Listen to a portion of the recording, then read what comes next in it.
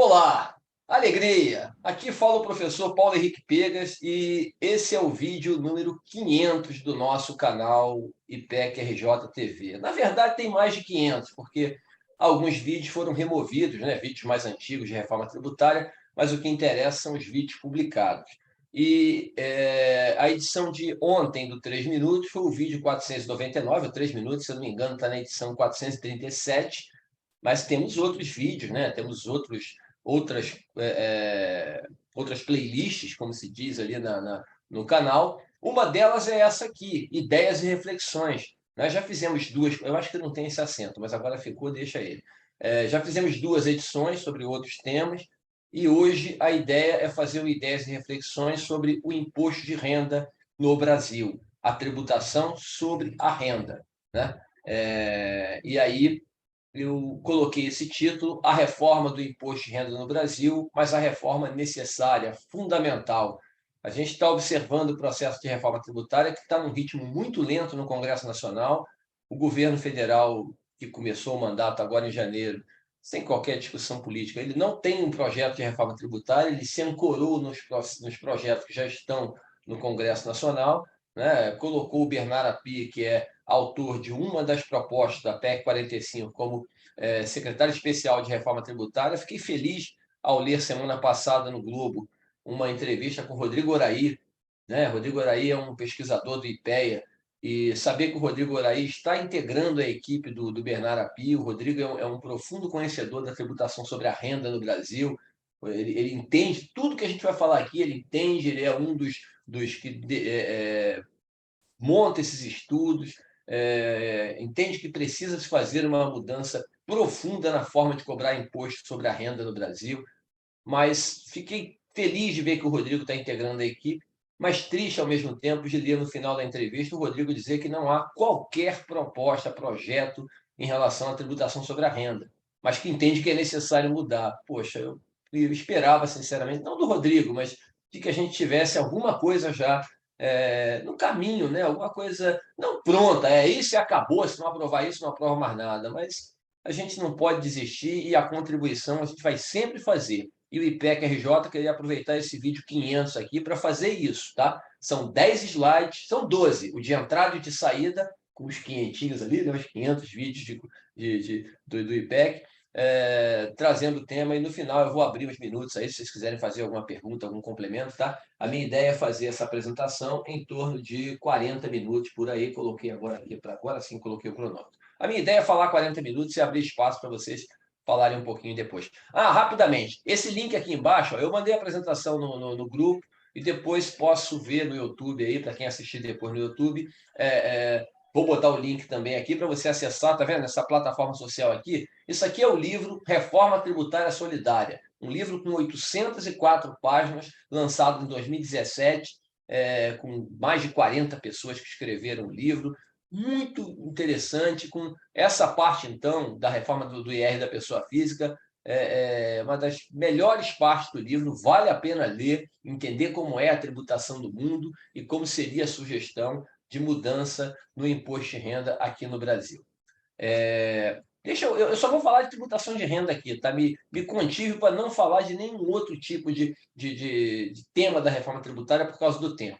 A cobrança de impostos, taxas e contribuições no Brasil, e meu irmão Antônio Felgueiras, todo mundo também pode participar o tempo todo, mas você fica sempre à vontade aí para interagir, interromper e contribuir, que você sempre tem contribuições valiosas, todos têm contribuições valiosas, você em especial pode fazer quando quiser.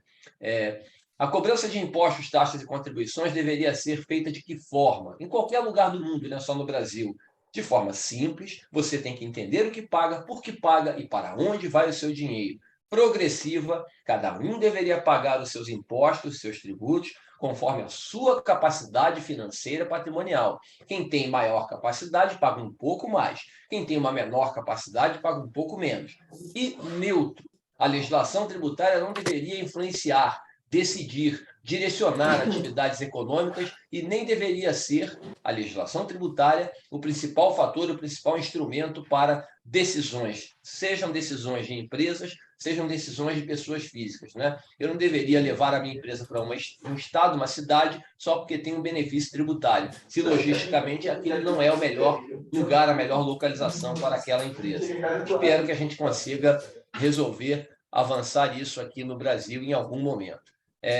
E também esse sentido, né, de entender que o imposto é um investimento. Imposto, na verdade, não é roubo, né? Eu já ouvi muito aluno falar isso para mim em aula. Imposto é roubo. Não, imposto não é roubo. Imposto é investimento para o Estado promover o bem comum. Se o presidente da República, o ministro, o governador, o prefeito, o vereador, o deputado federal, estadual, o senador ou qualquer representante eleito não está cumprindo o que deveria ser a função dele, nós devemos trocar. As eleições existem sempre para isso. Mas não troquei, aí é outra discussão. Mas a gente deve ter uma consciência política melhor e entender, integrar o tributo no processo de construção de um Estado que promova o bem comum para toda a sociedade e permita que as individualidades sigam na sua vida, cada um do seu jeito, mas integrados num bem comum, numa situação integrada, né, de país, de nação mesmo. E qual o foco da reforma tributária? Isso aqui é uma preocupação grande. O Amaury tem isso aqui é uma adaptação de slides que o professor Amaury faz e eu acho muito interessante. A reforma tributária deveria perseguir os quase 210 milhões de brasileiros que representam a nossa população, representam quem está de forma ativa, preparado para trabalhar, para produzir, a chamada população economicamente ativa, de quase 110 milhões de brasileiros, os 26 estados, o DF, o Distrito Federal e os 5.570 municípios, os declarantes de IR, que somos 36 milhões de declarantes no ano passado, os mais de 40 milhões de aposentados e pensionistas que existem no Brasil. Não é a bancada da bala, a bancada do agro, a bancada do serviço. Claro, cada um vai representar o seu interesse, mas a reforma tributária não deve privilegiar setores específicos, ficar preocupada unicamente com A, B ou C. Deve ser pensada sempre no ponto central, na população como um todo, e nesse conjunto de coisas aqui, porque o Brasil tem o nono maior PIB do mundo, né? Mas é o 87º país no índice de desenvolvimento humano. É a segunda pior concentração de renda, só fica atrás do Catar e está quase pegando o Catar. É o 7º país mais desigual sob a ótica da renda do mundo. Então, é muito importante que a gente reflita sobre o que está escrito no final desse slide aqui. Será que só simplificar a tributação sobre o consumo é o suficiente? E a renda? Vamos ver isso aqui. Vamos ver como é que é a tributação sobre a renda no Brasil. Olha, tem um artigo, né, que eu escrevi com o Leandro Pausen, lá do Rio Grande do Sul, desembargador do Rio Grande do Sul, né, tá nesse momento fazendo um pós-doutorado na Espanha, e o Leandro trouxe um olhar constitucional sobre essa lógica que eu venho apresentando, debatendo, muito interessante, e me fez refletir ainda mais sobre o tema. E eu fui na Constituição, a partir das provocações do Leandro, e você observa na Constituição o seguinte, artigo 45, Carta Magna, é a lei das leis, né? A gente aprende isso na escola, aprende isso quando estuda, aliás, o ideal seria que a Constituição fosse ensinada nas escolas, mesmo nas escolas primárias, logicamente de uma forma básica, simples, curta, não detalhada. Mas artigo 45 da Constituição, sempre que possível, os impostos terão caráter lá, pessoal, e serão cobrados conforme a capacidade econômica do contribuinte. Tem maior renda, paga um pouco mais. Tem menor renda, paga um pouco menos. Tá bom. Artigo 150, inciso 2º, inciso 2. É proibido instituir tratamento diferente entre contribuintes que se encontram em situação equivalente, igual. Proibida qualquer distinção em razão da ocupação profissional ou função por eles exercidas. Rapidinho. Um dentista, um profissional médico e um executivo de empresa, presidente de empresa. Qual a diferença entre eles, segundo esse artigo aqui? Nenhuma. Ambos são pessoas físicas, naturais ali, brasileiros, né, que exercem sua atividade empresarial. Um é executivo, é presidente de empresa, tem uma função importante na sociedade, o outro tem uma função tão importante quanto, mais, menos, aí na visão de cada um. Um profissional da área médica, da área um dentista, que realiza procedimentos no seu consultório, exerce trabalho pessoal, ambos têm a mesma renda, renda elevadíssima. Graças a Deus, são duas pessoas muito bem posicionadas no extrato social, econômico, financeiro. Legal. Ganham quanto, professor? 250 mil por mês cada um. Mérito deles, palma para eles, que eles cresçam e ganhem mais ainda. Queremos que eles ganhem mais, não queremos que eles ganhem menos. Agora, como é que é a tributação dos dois? Um é estatutário, então recebe pagando IR pessoa física como pessoa física. Paga hoje mais de 24% de imposto, isso porque conseguiu fazer uma previdência privada ali. 24% é a tributação total do executivo.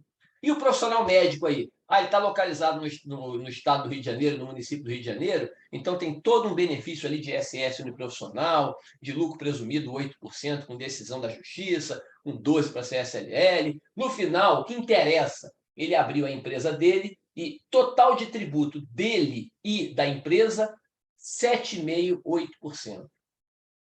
Se for em outro estado, pode chegar a 9, 10, mas vai chegar a 11, 12, não vai passar disso. Pergunto, por que um paga isso, 10, 11, 12, 9, 8, e o outro paga 24? É isso que vocês estão vendo na Constituição aqui, que fala que não deveria acontecer, e acontece. Tá? Então, artigo 150, inciso 2. Artigo 153, parágrafo 2º, inciso 1. Aqui, meu irmão Felgueiras, a cobrança do IR será feita pelos critérios da generalidade. O que é generalidade? Todos devem pagar imposto de renda. Até a Constituição de 88, nem todos pagavam. A Constituição colocou isso. Todos devem pagar. O político, o jogador de futebol, o cantor, o contador, o professor, o analista, o pedreiro, todos devem pagar. O DJ, todos devem pagar. De forma geral. Universalidade. O imposto deve ser cobrado de todas as formas de renda.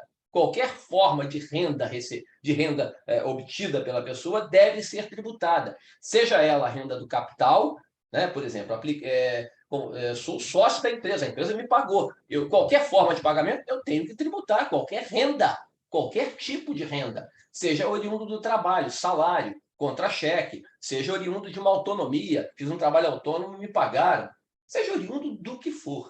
De uma aplicação financeira, recebia um rendimento, ele deveria ser integrado no critério da universalidade. E a progressividade, que é o complemento, né? o recheio do bolo no final. Quanto maior a sua renda, eu te tributo um pouco mais. Gente, não é confisco, não é cobrar 60%, 70% de ninguém, mas é tributar um pouco mais de quem pode mais, de quem oferir um pouco mais de renda, porque a sociedade o ajudou a chegar até ali. Essa é a visão. A pessoa, aceitando ou não, a sociedade como um todo ajudou a chegar até aquela renda. Então, ela deve devolver um pouco mais para a sociedade porque ela teve esse apoio, essa ajuda, não custa nada. Devolve um pouco menos quando ganha menos, devolve um pouco mais quando ganha mais. E o sistema tributário, sempre que possível, a gente já falou no início, deveria buscar a neutralidade. Especificamente na Constituição, a neutralidade está envolta nos outros dispositivos. Né? Eu trouxe aqui um dos autores, tem muitos outros competentes, com ótimas explicações, mas eu trouxe aqui uma explicação que eu achei o Leandro Pause que trouxe, eu trouxe a dele porque achei legal o que ele trouxe. Legal, essa coisa chuva, legal. Não, achei bem construída a visão do Paulo Caliendo. Né? O que ele diz aqui? Olha a neutralidade escrita aqui, ó. A utilização de função extrafiscal do direito tributário. O que seria extrafiscal? Um benefício, uma redução específica para um setor. Eu vou reduzir o imposto para contador, para professor, para qualquer coisa específica, né? Ele explica aqui, ó, função extrafiscal deve ser residual, quer dizer, um pouquinho ali, motivada, tem um motivo muito específico e, sempre que possível, temporária. Não pode ser um negócio para sempre. O tributo não pode ser entendido como elemento fundamental da direção econômica. Isso a gente já falou no início, né? Mas tão somente como meio de regulação excepcional, limitado e justificado. Então, é a neutralidade. Aí eu pergunto a vocês aqui embaixo para a gente seguir. O nosso legislador fez o quê? Seguiu a Constituição ao longo dos anos? Não agora. Mas ao longo dos anos, ele seguiu a Constituição? Não. Nós vamos conversar um pouquinho sobre isso aqui na sequência. Alegria. A última grande reforma do imposto de renda no Brasil data de 1996. Né? Na verdade, ela data de 95, entrando em vigor em janeiro de 96. O que ela trouxe? 5 pontos principais. Tem mais, mas eu resumi nos 5 aqui. Vocês são inteligentes, vocês que estão aqui acompanhando comigo ao vivo, vocês que estão assistindo no YouTube, vão entender. E quem não é meu ramo, tenta entender de forma geral, eu vou tentar fazer a explicação da forma mais didática possível. Primeiro, o IR das empresas, o Imposto sobre o Lucro das Empresas, foi cobrado com 1/3 do lucro. Então, entendeu o legislador que eu deveria cobrar 33%, depois passou para 34%, tá? Porque teve diferença de CSLL ali, mas 34%, 33%, 34%, 1/3 sobre o lucro das empresas. Entendi. Mas criou um mecanismo chamado juros sobre capital próprio, para pagar aos sócios acionistas das grandes empresas, não das pequenas, das grandes empresas, né? Que teriam esses 34%.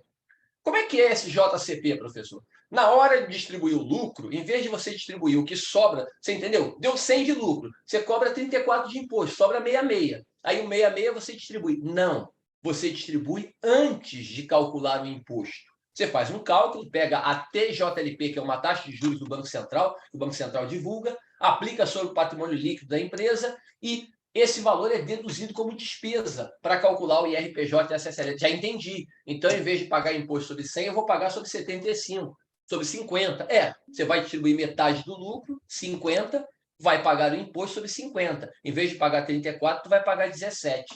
Entendi. Então, a alíquota caiu para 17%. Na prática caiu. Mas a pessoa física pagou. A pessoa física pagou 15% sobre os 50 que ela recebeu, 7,50. Mesmo que você jogue esses 7,50 na conta, você vai ver 17 mais 7,50, 24,50. Quer dizer, a tributação ficou 24,5 ali, bem menos que os 34.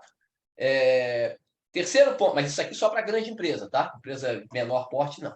Terceiro ponto, tributação sobre o lucro das empresas médias, aquelas do lucro presumido, na época, com receita anual até 12 milhões. Mas vamos ao que interessa. Hoje chegou a 78. Tá? Você tributa o lucro presumido por uma base presumida. O que é base presumida? Você define a presunção do lucro. Então, você fala, você é prestador de serviço, 32% é o seu lucro. Então, se você faz um trabalho pessoal, a pejotização é isso. Muita gente, em vez de receber salário, recebe da empresa como PJ, e aí pega 10 mil de remuneração, a base do imposto de renda é 3.200, porque é prestador de serviço, 3.200 sobre 10 mil ali. Então, vai pagar imposto sobre 3.200. É um percentual definido pelo legislador. Se é comércio, se é indústria, é venda, né? Você vai ter 8% de presunção no IR, 12% na CSLL. A base é reduzida. Agora, é importante, esse critério foi estabelecido sem considerar características da empresa e a proporção do seu lucro efetivo. Você entendeu? Eu não quero saber se você, Zé Antônio, tem empregado na sua empresa e eu não tenho. Entendeu? Você tendo empregado, você paga 32. Eu não tendo empregado, fazendo apenas o trabalho pessoal, também pago 32. Quer dizer, eu não observei nada, não analisei nada mais. Simplesmente criei essa regra e deixei ela como está. Tudo bem, vamos seguir. Quarto tópico. Ajuste na tabela do IR pessoa física. Foi feita lá em 96. E aqui eu chamo a atenção, porque toda hora eu escuto. A tabela está defasada em 300%, 200% e 180%. Vamos entender isso aqui já na próxima tabela. A faixa de isenção, em janeiro de 96, foi para R$ 900. Pouco mais de 8 salários mínimos. Hoje seria R$ 10 mil, mais ou menos. 8 salários mínimos. Duas alíquotas, 15 e 25. Logo passou para 27,5, tá? Em 98 chegou a 27,5. Agora, só para chamar a atenção de vocês, isso aqui era mais de $800 na época. Essa isenção brasileira era mais de $800. Então, gente, essa tabela, ela não deveria ser parâmetro. Eu tenho que atualizar com base em 96. Não faça isso. A gente vai entender na página seguinte essa lógica. E o principal ponto da reforma, que foi a isenção do IR na distribuição de lucros e dividendos. Entendeu o legislador que qualquer valor que você recebesse deveria ser isento de imposto de renda na distribuição de lucros. O objetivo, simplificar a principal tributação da renda do capital e evitar a chamada distribuição disfarçada de lucro. Na prática, o que aconteceu? Criou distorções, privilégios e contribuiu para o país ser o segundo maior concentração de renda e o sétimo mais desigual do mundo em relação, de novo, à renda. Tá? Vocês vão ver um pouquinho, alguns números aqui para isso. Esse negócio de, vai ter investimento, porque o sócio, acionista, não vai pagar imposto, vai investir mais. Isso é só até a página 6. Na página 7, esse dinheiro acaba não voltando para a economia e os números de lá para cá provam isso. Aí vamos adiante. A tabela está defasada? Sim. Eu acho que sim. Sim ou não? Eu respondo logo, sim. Mas enquanto? Não sei. Vamos entender rapidamente. Eu sei que entender rapidamente um monte de número não é fácil, mas não vamos alongar demais a conversa. Janeiro de 96, R$900, 8 salários mínimos. Tá vendo? Ficou 6 anos congelada a tabela. 6 anos congelada. Quando chegou em 2001, dezembro de 2001, representava 5 salários mínimos. Talvez mais razoável. Agora, olha que interessante. Olha que interessante. Vocês sabem quantas pessoas declaravam imposto de renda quando saiu a tabela em 96? No ano de 96, quantas declararam? 7 milhões de pessoas. Dava menos de 5% da população brasileira. 7 milhões de pessoas só que declaravam. Em 2001, 14,8%. Quer dizer, a base de declarantes estava muito pequena. Era irreal essa faixa de isenção. Era irreal, populista e irreal. Tá? Pelo menos naquele momento. O Brasil é um país de renda baixa. A inflação nos 6 anos ficou em 47%. Tá? A correção foi de 17%. Quer dizer, aqui eu perdi 30%. Talvez perdeu o que tivesse que perder. Mas porque a faixa estava alta demais. Mas atualizou-se 17% para 2002, entenderam? Então, a isenção passou a ser 1.058. Tá bom, já entendi. Então, já no salário mínimo de 2002, valia 5,3. Tá bom, no início, na largada.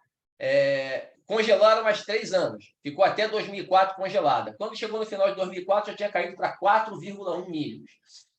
4,1. O número de declarantes saltou para 19, quase 20 milhões em 2004, tá vendo? O IPCA dos 3 anos ficou em 32%. O governo corrigiu a tabela em 10%.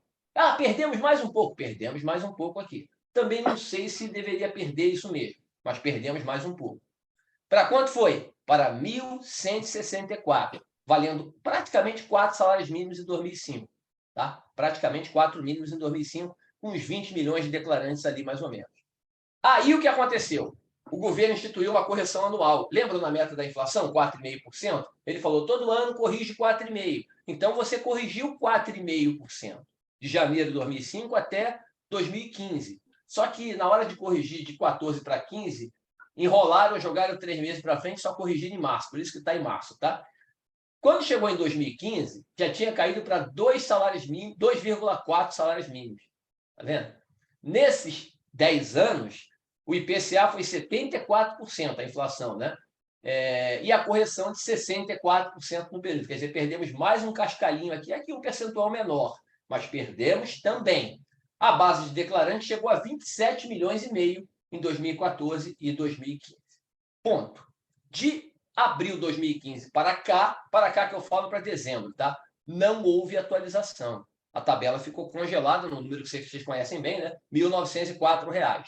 Caiu para 1 salário mínimo e meio na virada do ano passado para esse. A base de declarante chegou a 36 milhões em 2002. A inflação de abril de 15 para dezembro de 22 foi 55%. Só que a renda média mensal do brasileiro segundo o IBGE lá, né, os órgãos que calculam, né, os institutos que calculam a renda média, R$ 2.787 no final do ano. É difícil, não é um caminho fácil fazer as mexidas. Só para vocês entenderem rapidamente, se eu fizer a atualização desde 96, olha aqui, eu teria que corrigir para 4.743 a faixa de isenção. Passaria, hoje no Brasil, em torno de 25 milhões de pessoas pagam imposto de renda. 25 milhões. Pagam, não é que declaram, pagam imposto. Declara mais gente, mas muita gente declara e não paga. Não paga porque não tem IR a pagar, tá? Só para vocês entenderem. Se eu corrigir desde 96, eu passo a ter só 10 milhões de pagantes. Pô, um país com 210 milhões de brasileiros, só 10 milhões pagarem imposto de renda, a gente tem tudo para ter mais problemas. Eu sei que a tributação é pesada, mas não dá para construir um país assim. Eu tenho que tributar um pouco mais de pessoas, tá? E a perda em arrecadação seria na faixa de 126 bi. Se eu atualizar os 55%, e aí aqui talvez seja um patamar mais aceitável, tá? Só para vocês entenderem, 2.961 é praticamente a média da OCDE, fazendo paridade por poder de compra, não conversão pura e simples, né? Pegar dólar, euro e converter, fazendo a paridade do poder de compra.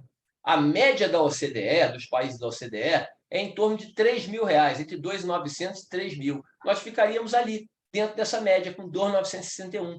O governo corrigiu para 2.112. Quer dizer, a gente não está tão longe. Acho que está longe, tá, mas dá para fazer um ajuste. Dá para fazer um ajuste. E aí passaríamos a ter 19 milhões de pessoas pagando imposto de renda nesse modelo, nesse formato. Vamos seguir. Mas aí é que me intriga esse processo. Por quê? Vocês viram o processo de construção da tabela, né? Aí você pensa o seguinte, Gilberto, houve aumento na arrecadação do imposto de renda de 95 para cá? Houve. Olha lá, os números não mentem. Isso é a arrecadação da Receita Federal sem a Previdência, que a Previdência poderia distorcer a informação, né? Aqui tem IPI, PIS, COFINS, e imposto de importação, IOF. Entendi. Então, era 44%, olha o azulzinho aqui, ó, o imposto de renda em 95.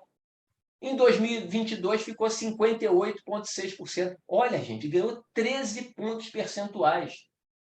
Um aumento de quase 30% na arrecadação.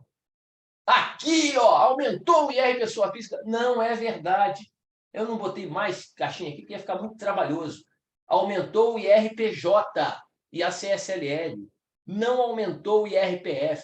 O IRPF é praticamente a mesma porcentagem. Aí você fala, pô, então me intrigou. Se a tabela você mostrou ali, ela foi defasada nesse tempo todo, o que aconteceu com o Brasil, que não aumentou a arrecadação do IRPF e aumentou a arrecadação do IRPJ?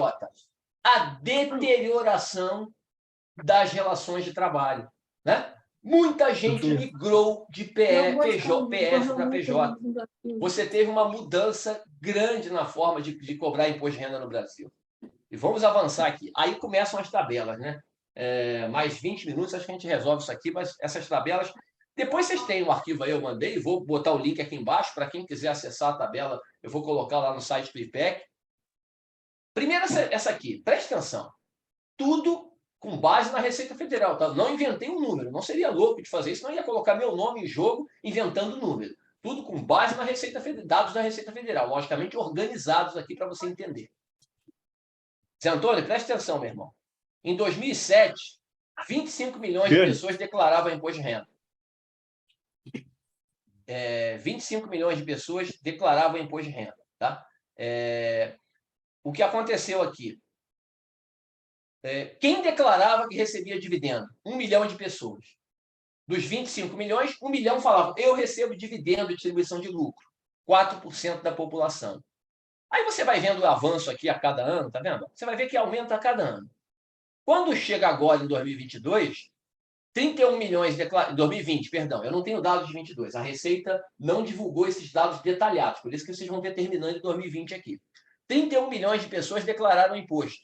4 milhões falaram que recebem dividendo. Ou seja, 13% dos declarantes. Houve nitidamente uma migração para PJ. Olha outra coisa aqui, ó. Olha outra coisa. Distribuição de lucro, juntando real presumido e arbitrado e o simples. O simples, você vê que era uma mixaria lá atrás, ó, hoje 129 bilhões, a último dado disponível, 2020. Você vê que tem 513 bilhões distribuídos em 2020 sem qualquer tributação. A base da distribuição de lucro só foi aumentando. Tem algumas pequenas quedas aqui, mas residuais. No total, você vê que há um aumento. E aqui embaixo, ó, você tem um reflexo disso. Vamos aos números rapidamente. Aumentou em 25% o número de contribuintes que entregaram declaração de 2007 para 2020. Por que 7? Porque 6 eu não tenho todos os dados. Tá? aumentou 280% o número de quem recebe distribuição de lucro. Logicamente, tem um aumento de 203% na proporção. Agora, pasmem, preste atenção nesse dado. A distribuição de lucro teve um aumento de 487% no período. A renda brasileira cresceu quanto? 273%. Pô, tá aqui, os números estão aqui. A renda cresce 270%, a distribuição de lucro cresce 480%. Foi todo mundo para lá, todo mundo que pôde, claro, lógico, evidente. Quem não pode, não pode. Ficou lá na tributação. Tá? Tudo bem? Vamos avançar um pouco, para vocês continuarem vendo os problemas. Aí, aqui eu trago 2007 e 2020. Menos poluído um pouquinho. Está poluído, mas menos. Algumas explicações iniciais. O salário bruto mês que eu estou considerando é o de 2021, porque é uma conta mais fácil. 1.100 é um número redondo. Você entende melhor do que eu botar um dado de 2014, de 2022. Então, eu estou usando dados em salário de 2021 para você ter uma base de comparação, tá? E aqui, quando você olhar na variação de alíquota efetiva e ver azul, significa que a pessoa teve uma redução na alíquota. Quando você vê vermelho, significa que teve um aumento, tá? E a alíquota efetiva é o IR dividido pelo total da renda. Rendimento isento e rendimento tributável, não exclusivo na fonte. O tributável e o isento. Vamos aqui entender. Alegria. 25 milhões de pessoas declaravam renda em 2007. Por que 7? Por que 20? Por que não 5? Por que não 3? Por que não 12? Por que não 22? Lógico, 7 é o primeiro dado detalhado da Receita Federal, o mais antigo. 20 é o mais novo, é o último dado detalhado. Eu só posso pegar dados oficiais, não vou ficar inventando número aqui, né? Tem que trazer o dado oficial.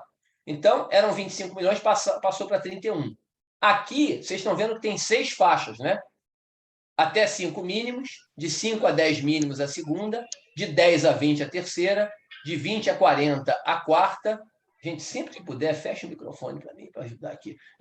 De 20 a 40 a próxima, de 40 a 160 a quinta, com 664 mil pessoas lá e 580 aqui, e, por último, acima de 160 mínimos, a última faixa de renda.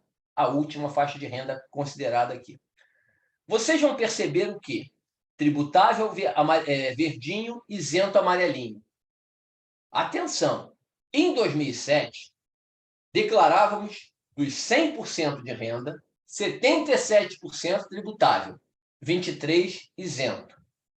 13 anos depois, o que aconteceu? Olha aqui, Zé. De 77 tributável caiu para 64. De 23 isento caiu para 36. Pô, a renda do brasileiro migrou de rendimento tributável para isento. Qual brasileiro conseguiu migrar essa renda? Aquele de renda mais baixa, para pagar menos imposto? Não. Aquele de renda média, que está na classe média, média baixa, média ali, que consome? Não. A faixa mais alta. Pode ver, olha, os números não mentem. Era 79% isento, a última faixa passou para 86%. Era 36%, passou para 59%. Ah, mas embaixo também cresceu. Sim, embaixo também cresceu. Mas o crescimento maior é aqui. Porque quanto maior a renda, mais você cresce, mais dinheiro você coloca sem tributação para as pessoas de maior renda. Houve uma migração, um aumento excessivo no rendimento isento. E você prova isso, sabe aonde que você prova isso? Na alíquota efetiva. Está vendo o azul claro aqui? Ó? As cores é para nos ajudar. Qual era a alíquota efetiva lá em 2007? 0,1, 2, por exemplo, quem ganha de 5 a 10 mínimos pagava 2,1%. Quanto passou a pagar em 2020? 5,7%. Espera aí, explica de novo. Pagou 2,1%, porque pagou 4 bi sobre 174. Aqui pagou 5,7%, porque pagou 35 sobre 608. Houve um aumento de 175% em 13 anos. Olha a faixa de 20, só para vocês entenderem um pouco da confusão e como isso é pior. Isso é pior do que vocês estão vendo, tá? Por quê? Entendam essa faixa aqui, ó, de 22 a 44 mil por mês, tá? Renda por mês. 1.536.000 pessoas, tá? elas pagavam lá em 2007 11,7% de imposto, 17 sobre 146. Pagaram em 2020 11,6%, 55 sobre 478. E diminuiu, elas tiveram uma redução na alíquota de 0,9%. Ah, então o cara que ganha 25 mil por mês se deu bem, pagou menos imposto de renda. Cuidado com essa afirmativa. Preste atenção no que eu escrevi aqui embaixo para vocês entenderem. Esse 1,5 milhão, e isso aqui vale para todas as classes, tá? Esse 1,5 milhão de pessoas aqui, que vocês estão vendo, eu não consigo abrir, porque a Receita não me dá esse dado. Então, por estimativa, por pesquisa, pelo conjunto da obra, eu posso afirmar o que eu estou colocando aqui, com margem de erro, né? Igual pesquisa, 2 para lá, 2 para cá de margem de erro. Preste atenção. 60% das pessoas que estão aqui, se você está nessa faixa, você fala assim, eu estou nessa faixa, mas eu ganho salário, eu sou funcionário público, eu tenho a aposentadoria com fundo de pensão, então eu ganho isso por mês. Tá bom, você tem essa faixa de renda, tá, mas é assalariado com tributação de pessoa física. Você está aqui, ó, tá vendo? Nesse 60%. Renda preponderantemente oriunda de trabalho, aposentadoria, pensão. Essa pessoa, meu irmão Zé Antônio Felgueiras, pagou 17% a 24% de imposto de renda.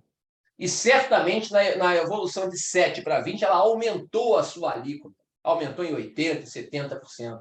Aumentou a sua alíquota de imposto porque a tabela ficou congelada ou teve uma correção menor no período. 25% dessas pessoas tiveram renda preponderantemente oriunda de distribuição de lucros e dividendos. Então, essas pessoas pagaram de IR efetivo de 1% a 6%. Certamente elas tiveram um azul ali, um azul poupudo, 30% de redução, 20 e poucos por cento de redução. E você tem uma galera aqui que está no meio do caminho, os 15%, que tem as duas coisas, né? Não, eu ganho salário, mas eu também tenho minha participação em empresa aqui, minhas empresas aqui, então eu ganho hora distribuição de lucro, hora remuneração de trabalho. Ok, então você pagou aqui em torno de entre 8%, que aí vai variar, dependendo do mix, né? De 8% a 18%. E aí você pode ter... Você está aqui, né? Você ou teve uma queda pequena, um aumento pequeno, ou ficou igual ali, tá? Então, gente, eu quis mostrar a vocês aqui o quê? A distorção. E para vocês verem essa que o meu laser está mostrando aqui, ó, essa coluna é relevantíssima. É a coluna que mostra a evolução da alíquota de 7 para 20. E vocês estão vendo aqui o quê? Quanto maior a renda, tá vendo? As rendas maiores aqui, ó, elas tiveram uma redução total de 30 e de 28. Lembrando que aqui tem distorção. Acima de 176, tem aquela pessoa que eu falei, que é uma pessoa real, não são muitas, mas existem no Brasil, que ganha 250 mil por mês tributado na pessoa física. Ela não pagou 3,2%, não, tá? Ela pagou 24%, mas ela está aqui. Eu não consigo separá-la. Logicamente, para ela ter pago 24%, muitos outros pagaram 1%, 0,5%, e ela pagou 24%. Tá? Alegria. Alegria, apesar de tudo. Vamos adiante. Aí, eu vou para o próximo. Meu Deus, mas você traz uma tabela mais poluída que a outra. Eu não tenho o que fazer, senão eu não consigo te explicar direito e fundamental o que eu quero mostrar. Se eu juntar isso aqui mais, eu perco o que eu quero mostrar. Preste atenção. Preste atenção. Eu sei que a tabela é grande e é poluída. Tá? Olha só. Isso aqui, a Receita está abrindo, de um tempo para cá, os declarantes por 100, né? Por 1%, cada 1% da grade. Então, por exemplo, eu tinha 31 milhões de declarantes em 2020, eles pegam, tá vendo? Eles pegam 1, mas eu boto 10, né? Os 10% que ganham menos, 3 milhões de pessoas. Ganharam quanto? Até R$1.000 por mês. Salário de 2021, tá? Não, salário de 2020, perdão. Aqui é o salário de 2020 mesmo. Nem sei quanto era, um pouco menos que 1.100. Acho que era 998, se eu não me engano. De 10 a 20 que ganham menos, até um 967. E por aí vai, tá? Não vou ficar falando um por um. Vocês estão vendo que até 90% eu peguei 10 em 10, tá vendo? Quem hoje está entre os 20, de 10 a 20% dos brasileiros que ganham mais renda, do 10º lá, do 10º até o 20º lá, o 20%, ganha de 8.200 a 13.445 por mês. Aí daqui para frente eu fui de 2 em 2, tá vendo? 90 a 92, logicamente tem menos pessoas, 92 a 94, 94 a 96, Aí aqui eu já comecei a fazer de um por um, tá vendo? Porque vai para melhorar a explicação. 9697, 9798, 98 a 99. Pronto. O 1% mais rico do Brasil em termos de imposto de renda, dos declarantes, eu não falei da população toda, eu falei dos declarantes de imposto de renda. Esse 1% que melhor, o que mais declara, eles têm renda, possuem renda de R$ 41.670 por mês ou acima disso, a partir daqui, tá? Aí aqui você começa, ó, o 0,4 mais rico, o 0,3, o 0,2. Na hora de chegar ao 0,1, o que a gente faz? A gente abre mais ainda. O 0,1% mais rico, só para a gente entender, né, corresponde a 31 mil e poucas pessoas. E aí eu abro 12 mil, 0,4, tá vendo? Que ganha de 178 e 318 mil, e até o 0,01% mais rico, que tem 3.200 pessoas, que tem renda mensal acima de R$ 930 mil. Logicamente que tem grandes estrelas aí, para você pensar numa pessoa que tem uma renda mensal acima de 930 mil aqui no Brasil, ok? Pensando em jogador de futebol de um nível, né, de seleção brasileira, ele talvez esteja nessa faixa aí e tenha essa renda mensal. Mas vamos prosseguir. Quando você começa a analisar aqui a alíquota efetiva de imposto de renda em 6 e em 20, o que você vai ver novamente? Olha aqui, ó. Tá vendo? A média em 13 anos, a média de alíquota dessa turma cresceu 11%. Pagava esse 6,5%, passou a se pagar 7,3%. Mas olha que beleza de país, ó. Olha que beleza de país. Ó. A partir de 23 mil, a pessoa começou a pagar menos. Que beleza. Começou a pagar menos. Olha que legal. 4, 9, 15. Reduziu a alíquota. Até 23 mil, a pessoa pagou mais.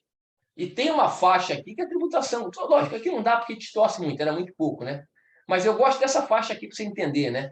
Essa faixa aqui da classe média, ó, pagava 1, 2, passou a pagar 3, 6. Quer dizer, aqui tem um aumento de 100%, 200%. Aí, aqui no rosinha e no azul, para não alongar muito a explicação, eu peguei a renda e distribuí. Eu não fiz, eu fiz a renda e distribuí. Qual era a participação na renda dos declarantes em 2006? Qual era a participação em 2020? Evolução tem aqui embaixo. A renda média do brasileiro era R$ 32 mil em 2006, anual, passou a ser 89 em 2020, crescimento de 176%. O patrimônio do brasileiro, é legal porque aqui tem patrimônio. O patrimônio do brasileiro, declarado no imposto de renda, era 87 mil em média, passou para 325. Então, cresceu 274%. Ou seja, a relação do patrimônio 32, perdão, da renda 32 com patrimônio, da renda anual com patrimônio, ela é de 38%. A relação de crescimento, vocês entenderam? 32 para 87, 89 para 325. A variação do patrimônio sobre a renda foi 38%. Agora, olhem de novo aqui, ó, na última linha, na azul claro. Olha lá. Você está vendo aqui, ó, praticamente toda a turma com a renda acima de 18 mil teve uma evolução patrimonial acima da média dos 38. Com uma única exceção aqui num pedacinho da turma. Tá? Teve acima. Enquanto que a turma daqui de baixo, né, ela, lógico, teve aumento no patrimônio. Pô, cresceu, como é que ela vai ter menos? Mas tem uma turma aqui, deixa eu ver se eu consigo lembrar quem é.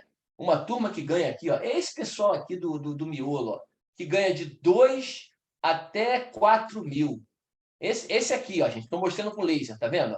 Esses 9 milhões e 500 mil pessoas aqui, ó, que tem renda de 2.635 por mês a 4.718. Essa galera perdeu patrimônio, gente, desse período. Por outro lado, quando você vai nos 9 mil brasileiros que têm maior renda aqui embaixo, ó, essa turma aqui, ó, 9 mil que ganham acima de 490 por mês, né? O patrimônio delas cresceu 41% na média, acima dos 38%, que é a média geral dos declarantes. Os números falam por si. Aí eu sei que tem gente que sempre fala da pessoa jurídica, né? Ah, mas a pessoa jurídica, aqui, eu já falei, isso aqui, você pode debater comigo como você quiser, só não me distorça números, por favor, porque os números eu trouxe, e fui eu que pesquisei, tenho orgulho de falar isso. Não fui ninguém, não pedi ninguém para pesquisar e eu peguei os dados, eu peguei dado distorcida. Não, eu fui lá e olhei, um por um. Aqui estão 100 dos maiores grupos brasileiros, consolidado. Demonstração do resultado. Lair, despesa de RPJ e CSLL. Está aqui, meu irmão Felgueiras. 19% da tributação. Os números não. As 51 maiores, né? Aqui são as 51 maiores, subtotal. E os outros 49 eu continuo com a mesma coisa. Mas eu fiz questão de separar aqui para você ver que os 50 maiores pagam a mesma coisa. Os bancos, 13%. A Petrobras, que distorce o número, joga para cima, né? 33%, porque ela teve que fazer muita baixa. Então, ela teve uma despesa de quase os 34%. Aí a Vale, 17%, a Ambev, 16%. O setor de serviços, na média, 27%. A indústria pesada, né? Siderurgia, papel e celulose, máquinas, equipamentos, 20%. Gás, energia, óleo, sem ser a Petrobras, 23%. Tá? De alíquota efetiva, de IR despesa. Agora, só para completar, por que elas pagaram menos? Porque pagaram JCP para os seus sócios acionistas, porque usaram incentivos fiscais diversos, subvenção para investimentos e outros incentivos largamente utilizados no Brasil, porque usaram o lucro presumido. Mas como pode? O lucro presumido não é 78 milhões? É, mas tem brecha na legislação. A legislação não proíbe. Então, eu não vou ficar citando nome de empresa aqui, porque eu não gosto disso, mas tem empresa que fatura 1 bilhão e 400 e economiza por ano 80 milhões de reais usando o lucro presumido. O lucro presumido.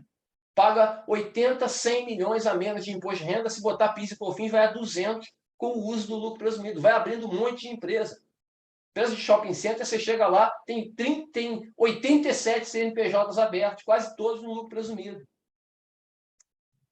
Aí tem o juros Selic do processo judicial da recuperação do ICMS na base do PIS e da COFINS, excluiu da base. Os bancos têm também ganho com variação cambial. A variação na alíquota de CSLL, ela também trouxe ganho para as instituições financeiras. Esses motivos aí trazem a nossa alíquota de 34 para vir para 19. Então, quando alguém falar para vocês que a empresa no Brasil paga 34, não acredite nisso, porque isso não é verdade. Os números provam. E, de novo, eu não peguei número de um ano só, não. Está aqui, ó. Eu peguei número de 2010 a 2021.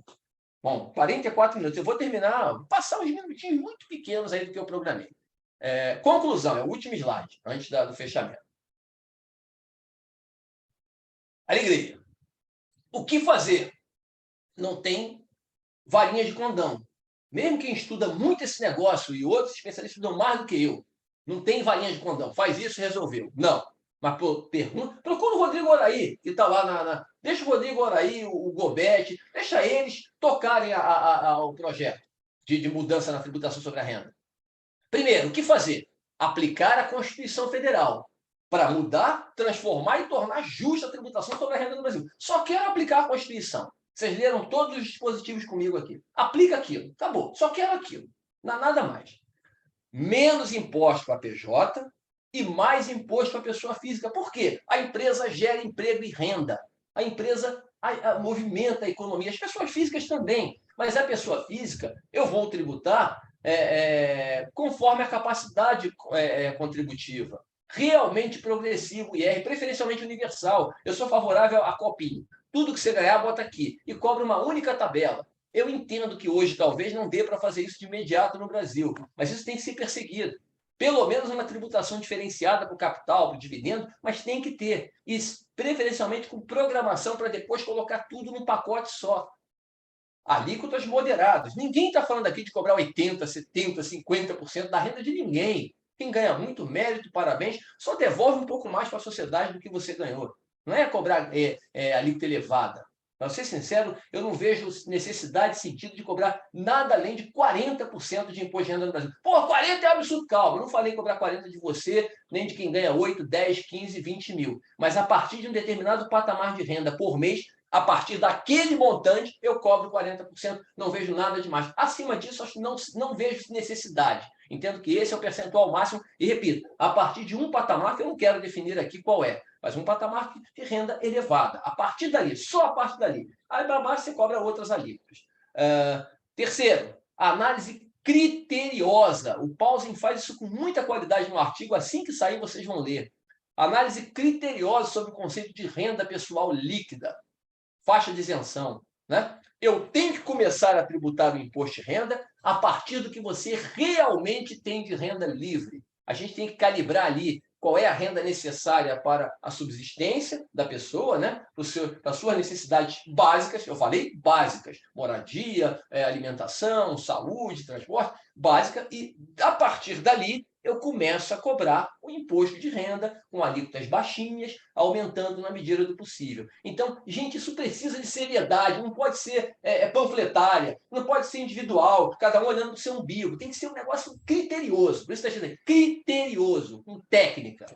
Criação e aperfeiçoamento de instrumentos legais para combater a renda não declarada. Eu não aceito aquele negócio de mas aí vai botar dividendo, o empresário vai botar o condomínio da casa dele lá na empresa. Se eu pegar o meu condomínio aqui e botar no IPEC, o Felgueiras fizer a mesma coisa, tem que primeiro dar uma multa na gente. Segundo, prender. Se eu continuar fazendo isso, o Felgueiras continuar, tem que chegar no IPEC, botar uma algema minha no Felgueiras e levar a gente preso, pô, porque aí não dá. Aí você está fazendo algo que não pode. Avisei que não pode te cobrar uma multa, você continuou fazendo. Então, a gente tem que criar e aperfeiçoar, porque já existem, tá? Já existem muitos deles. Então, aperfeiçoar esses instrumentos. Eu não posso me conformar com isso. Aceitar que uma pessoa pule o muro e eu deixo ele pular o muro. Eu sempre ouço isso. Mas aí o empresário vai botar despesa pessoal na empresa. Não pode. Vai fazer isso? Eu vou atrás dele. Eu vou atrás dele. E o mais importante, talvez eu não precise ir atrás, porque a gente tem que conscientizar, e a classe contábil pode fazer isso. Eu queria muito que os contadores fossem mais ouvidos pelo Congresso Nacional, pela sociedade, porque nós temos números, informações e condição de ajudar nesse processo. A mudança cultural para colocar o imposto de renda no centro. Na Austrália, o imposto de renda é 2/3 da carga tributária do país. A Austrália é um país desenvolvido. Eu queria que o Brasil tivesse isso. O IR pessoal, pessoa física, fosse o principal tributo no país. Eu ia diminuir toda a tributação de consumo, aí que está uma confusão danada, ia incentivar as empresas a prosperarem e a coisa ia funcionar muito melhor. Mas é uma mudança cultural profunda que não vai ser fácil. É isso. Só a educação transforma. Ou a gente coloca a educação no centro de tudo, ou a gente vai continuar escutando aí o panfletarismo comandando o país, seja à direita, seja à esquerda, ou seja até no meio do caminho. É isso, gente. Obrigado. Alegria. Eu vou abrir para a pergunta, mas tem que ser bem rápido, tá, gente? Porque eu não queria terminar depois das 10 horas esse evento, não. Eu quero que tenha, no máximo, 1 hora de duração. Então, eu vou abrir. Se alguém quiser fazer alguma pergunta, fique à vontade. Muito obrigado. Quer falar, meu irmão Felgueiras? Não, só agradecer aí pelos conhecimentos, né, que nós tivemos aqui e ver que os números mostram bem a situação aí, né, que nós temos. E só para detalhar uma coisa, além de você falar do crescimento, né, que a receita se manteve, e mesmo com o cenário da pandemia, né, quando a gente analisa, aí não analisando a Receita Federal, né, do governo federal, mas dos subnacionais, a Receita sempre teve crescimento, né? Então, isso não pode ser um artifício utilizado pelos gestores de que não tem crescimento de receita. A gente viu ali, até nos subnacionais, um crescimento, mesmo um pouco menor, mas sempre crescendo. Sempre crescendo. Cada um chora, né? Todo mundo chora, porque a gente aqui no Brasil, né, Zé? A gente não vê um pouco do todo. Eu entendo que cada um tem que olhar o seu lado pessoal, a sua vida, as suas finanças. Mas tem que entender que a gente vive em sociedade, né? Assim, mesmo o Estado, mesmo o governante de um Estado, que ele vive em sociedade, que não adianta o Estado dele ser próspero e os 2 estados ou 3 estados vizinhos não terem a mesma prosperidade, porque isso tende a prejudicar o Estado que ele governa, que ele faz a gestão. Então, é difícil, né, cara? Mas é uma mudança cultural que a gente tem que tentar plantar, né, meu irmão? Mesmo que a gente não consiga em vida aqui, a gente pelo menos fala assim, eu deixei um pouquinho de ajuda, de consciência aí para outras pessoas tentarem continuar levando essa bandeira para frente aí. Exatamente, né? A pessoa deve realmente falar da sua dor se ela estiver sentindo mesmo. Se ela não está sentindo dor, não diz que está com dor, né, cara? Diz, pô, não está bom, mas não está com dor. Então, essa é a ideia. Tá bom, gente. É isso, tá? Eu queria agradecer, então, se não tem né, mais pergunta específica. Muito obrigado mais uma vez aqui. o vídeo número 500 do nosso Ideias e Reflexões, né? O nosso canal aí está aí. Eu peço a vocês que nos ajudem, que continuem divulgando, porque esse é um trabalho que a gente faz com tanto carinho, mas não é um trabalho fácil. Não estou valorizando, dizendo, mas é um trabalho que é um trabalho pesado, difícil de tentar manter esse canal aberto aí. Nos ajude na divulgação para outras pessoas, para que mais gente tenha informação qualificada. Vira e volta me perguntam aí, você pode falar disso aqui no 3 minutos? Eu falei na edição 147. Pode falar sobre o negócio do aposentado lá, da dedução dupla? Eu falei na edição 200 não sei o quê. Você vai lá no canal, clica, bota, por exemplo, 3 minutos, aí vai no cantinho, tem lá as 437 edições em ordem. Você vai olhando o tema, falando, isso aqui me interessa, vê. Isso aqui não me interessa, não vê. Mas tem muita coisa, muita informação interessante, importante ali. Obrigado mesmo a vocês aí que estiveram aqui com a gente acompanhando, tá?